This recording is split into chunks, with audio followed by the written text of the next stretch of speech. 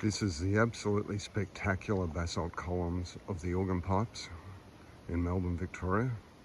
These are, it's part of the Newer Volcanics. They're about a 1 million year old volcanic sequence. There's a whole sequence of old volcanoes in Victoria, around the Melbourne and Western Victoria area, and this is a basalt flow. And what happens is, as basalt cools, it forms, like at the top, it's a hexagon, but it forms these vertical joints.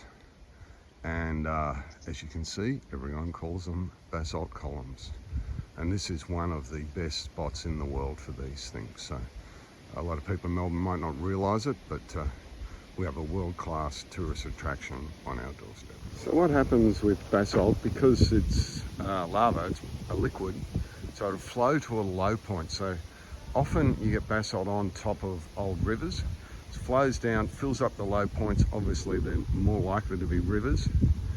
And then you get it, it freezes, cools, so it freezes, turns into rock.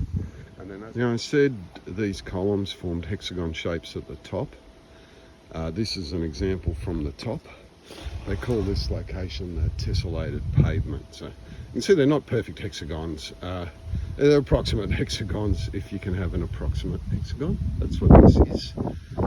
This is not a world-class example of looking at the top of columns, but it's a decent one and a good place to go when you've got the organ pipe columns right here. So it's not like a Giant's Causeway in Ireland, which is, of course, a world-famous example of these things.